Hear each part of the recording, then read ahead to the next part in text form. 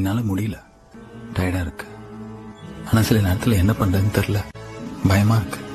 அவ்வளோ கேள்வி இருக்கு, ஆனா யார்கிட்ட கேட்கறதுன்னு தெரியல. ஏதாவது ஹெல்ப் பண்ணு ப்ளீஸ். 1000 கை உண்டென்றால் நீ ஒரு கை தரக்கூடாதா? 1000 கண் கொண்டாய் உன் ஒரு கண் என்னை பாராதா? உன்னில் சரணடைந்தேன் இனி நீ கதியே.